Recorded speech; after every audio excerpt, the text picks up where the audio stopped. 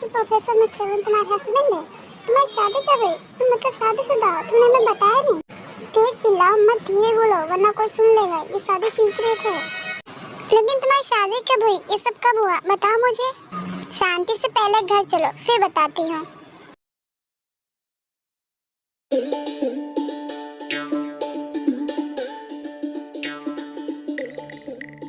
तुम शादीशुदा हो। तुम्हारी शादी प्रोफेसर मिस्टर मीन से हो गई है और तुमने हमें बताया भी नहीं कि प्रोफेसर मिस्टर मीन तुम्हारा हस्बैंड है।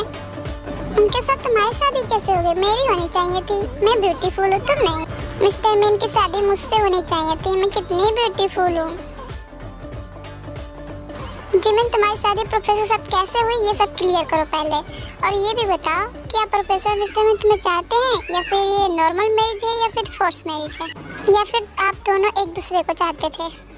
सोचो अगर प्रोफेसर मिस्टर मीन की शादी मुझसे हुई होती तो मजा आ जाता। अब तुम कुछ बोलोगी या नहीं? हाँ मैं बता रही हूँ ना। तो ये बात तब की है जब मैं साउथ कोरिया में रहती थी। आज से लगभग 2 साल पहले की बात है ये। आर्मीज में आपको एक बात बता दूं, अब से लेके आगे के 2-3 पार्ट्स में मैं यून मिन का फ्लैशबैक ही दिखाऊंगी। तो प्लीज आप लोग कंफ्यूज मत होइएगा। Okay let's start.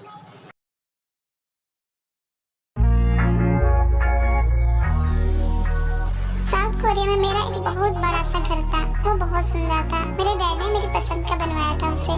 उस घर की सारी चीजें और सारा सामान लग्जरियस था। वो घर बहुत बड़ा था, खासकर मेरे लिए बनाया गया था। मेरे मॉम डैड मुझे बहुत प्यार करते थे, इसलिए मैं जो कहती थी वो वही करते थे। वो मुझे किसी भी काम के लिए मना नहीं करते थे। या फिर यूँ समझ लो मैं अपने मम्मी पापा की इकलौती और एक लाडली लड़की थी। जो चाह वो मिलता था मुझे। मेरी पढ़ाई में कोई रुचि नहीं थी, इसलिए मैं हर रोज स्कूल में बंक कर देती थी। कभी भी स्कूल नहीं जाती थी। इससे मेरे मॉम डैड परेशान रहते थे। मेरे डैड का नाम जंग होसॉक है। वो साउथ कोरिया के एक फेमस बिजनेसमैन है। और मेरी मॉम का नाम जिया है। वो एक फेमस मॉडल हुआ करती थी, लेकिन अभी वो हाउसवाइफ है। जी होप, क्या तुमने जिमिन को देखा? मैंने उसे पूरे घर में ढूंढा लेकिन वो नहीं मिल रही है। अरे जिया, कहाँ चली जाएगी वो? घर ही में तो होगी। तुम एक बार बेडरूम में चेक कर लो, क्या पता वो वहाँ पर हो। वैसे मुझे लग तो रहा है कि वो वहाँ नहीं होगी, लेकिन तुम्हारे कहने पे मैं एक बार चेक कर लेती हूँ। जिमिन, क्या तुम बेडरूम में हो?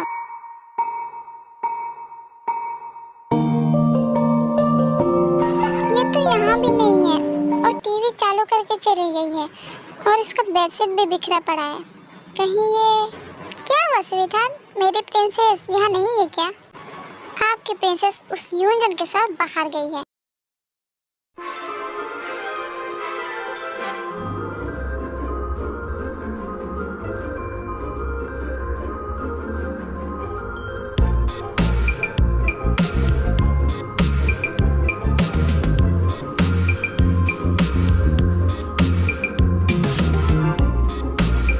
वाह जिमिन, तुम स्टेज में बहुत प्यारी लग रही हो।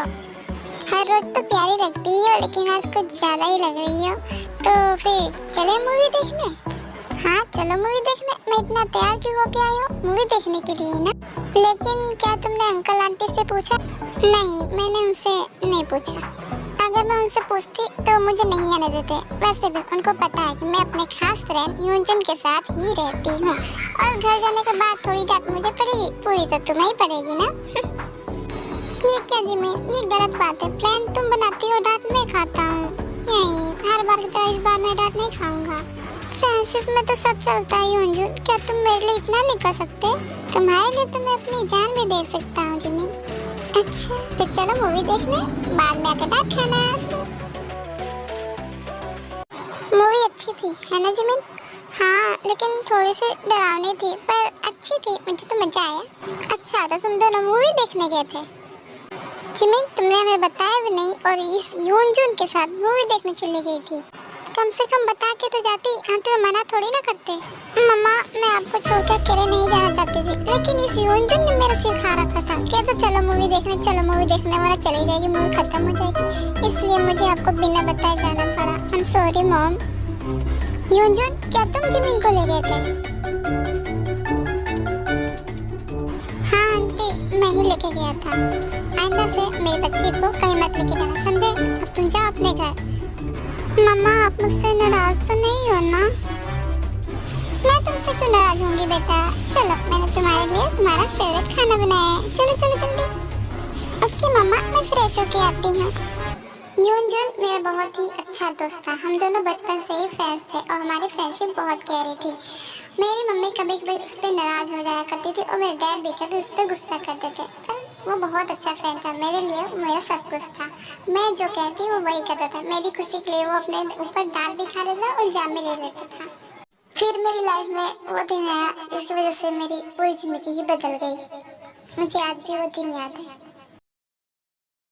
क्या कहा? तुम एक हफ्ते के लिए कहीं बाहर जा रहे हो? फिर मेरा एग्जाम कौन देगा और फिर बाहर घुमाने कौन ले जाएगा मुझे? मुझे क्या पता, मैं तो एक हफ्ते के लिए बाहर जा रहा हूँ। यूनजुन, तुमको पता है ना तुम्हारे अलावा मेरा और कोई दोस्त नहीं है। हाँ मुझे पता है जिमिन, तुम चिंता मत करो, मैं एक हफ्ते से पहले ही आ जाऊँगा और तुम्हारा एग्जाम दे दूँगा। अगर नहीं दिया तो भी क्या, तुम तो वैसे भी पास हो जाओगी। मुझे पता है। ओके बाय, ठीक है जल्दी आना लेकिन। ओके मेरी जान, मैं बहुत जल्दी ही आऊँगा। Bye bye. आज तो यूनजुन भी मेरे साथ नहीं है। आज कॉलेज से बंक करके क्या फ़ायदा।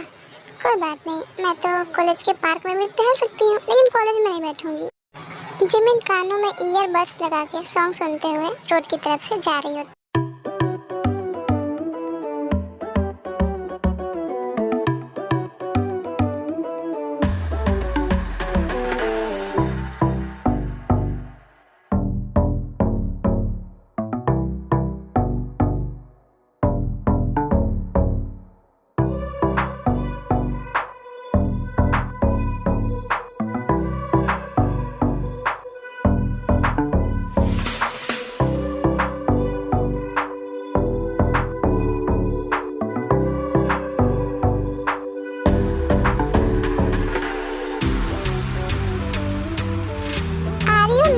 सामने देख के नहीं चल सकती क्या? अभी मैं ब्रेक नहीं लगा तो क्या होता?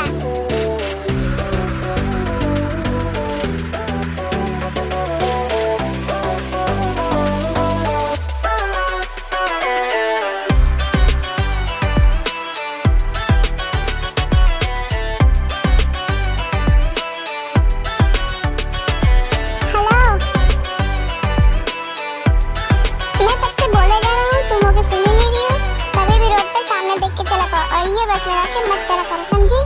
ये लो अपने ईयरबड्स। वो सॉरी, मैं थोड़ी जल्दी में थी। I'm sorry।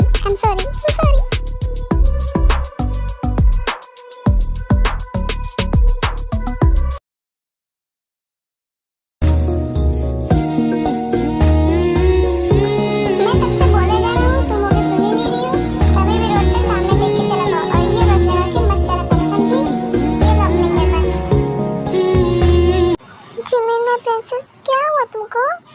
क्या हुआ प्रिंसेस? जब से तुम आए तब से तुम कमरे में ही हो, कुछ हुआ है क्या? नहीं मॉम डैड, मुझे कुछ नहीं हुआ, मैं तो बस ऐसे ही आके आराम कर रही थी। लेकिन प्रिंसेस, आज तो तुमने हमसे बात भी नहीं की। मॉम वो यूनजुन नहीं है ना, इसलिए मैं थोड़ा सैड फीलिंग कर रही हूँ, इसलिए बस थोड़ा आराम करने के लिए आ गई थी। वैसे भी आप लोगों के होते हैं किसी की मजा जो मुझे कुछ कहे? नहीं मेरी प्रिंसेस, कोई कुछ नहीं कहेगा। और अगर किसी ने कुछ कहा तो वो दोबारा कुछ कहने के लिए चिंता नहीं बचेगा। छोड़िए इन सब बातों को, आप भी क्या लेके बैठ गए? जिमिन बेटा नीचे आ जाओ, हम साथ में डिनर करते हैं। ओके मॉम डैड, आप लोग चलिए, मैं अभी थोड़ा फ्रेश होके आती हूँ। जो भी हो, वो लड़का था बहुत हैंडसम। मॉम डैड, मैं यूनजुन को लेने जा रही हूँ। हाँ प्रिंसेस जाओ, लेकिन साथ में सिक्योरिटी को भी लेते जाना, क्योंकि हम तुम्हें अकेले नहीं छोड़ना चाहते। मुझे सिक्योरिटी नहीं चाहिए। ये तो मेरी बात सुनती ही नहीं है।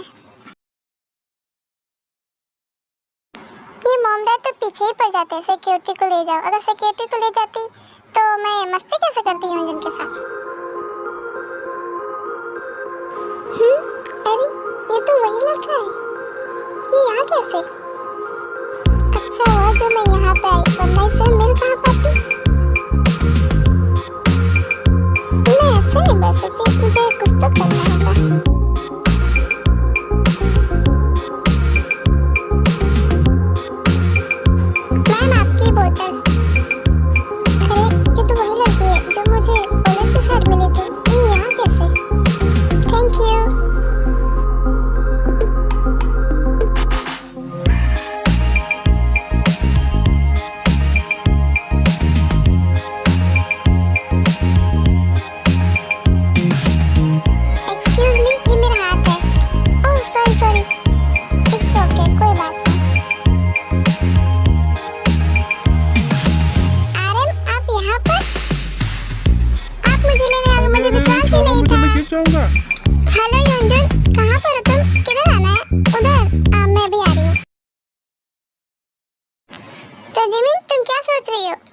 चलना है कि नहीं या फिर सीधे घर ही चलना है? पार्टी में जाने के लिए तो आई हूँ, लेकिन तुमने फिर से अंकल आंटी से नहीं पूछा, वो मुझे डांटेंगे तो तुम डांट खा लेना। ओ क्यूटी पाई, तुम्हारे लिए तो मैं कुछ भी करने को तैयार हूँ। जिमिन मेरी सिगरेट पकड़ो, मैं भी वॉशरूम से होकर आता हूँ। मिनट से तो ज्यादा ही हो गया, पता नहीं यूंजुन कहाँ रह गया। मैं ही बाहर जाकर देखती हूँ। हाँ मेरा फोन, ओह नो उसकी सिगरेट गिर गई।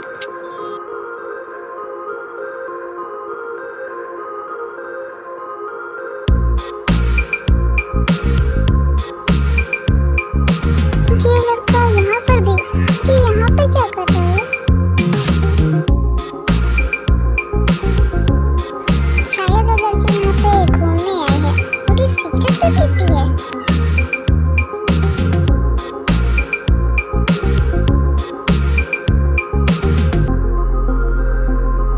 ये लो अपनी सिगरेट, तुम लड़की हो, तुमको सिगरेट नहीं पीना चाहिए, ये सेहत के लिए अच्छा नहीं होता है। जितनी जल्दी हो सके इसकी आदत छोड़ दो। एक्सक्यूज मी, शायद आपको गलतफहमी हुई है, ये सिगरेट मेरी नहीं मेरे फ्रेंड की है। ओह सॉरी, मुझे लगा ये सिगरेट आपका है। इट्स ओके, कोई बात नहीं, गलतफहमी हो जाती है। जिमिन क्या हुआ? मैं तुम्हारा इंतजार कर रहा था कब से, चलो चले। हाँ यूंजू चलो। जिमिन जरा मेरे फ्रेंड्स के साथ एक फोटो खींच दो। हाँ क्यों नहीं, लाओ। जिमिन कैमरा खोलकर उनकी फोटो लेती है तो उस कैमरे में युंगी को देखती है, जिसे देख के वो बहुत ही ज्यादा हैप्पी हो जाती है। युंगी वहाँ के एक रेस्टोरेंट में बैठा होता है। आज गॉड ने फिर मुझे इससे मिला दिया।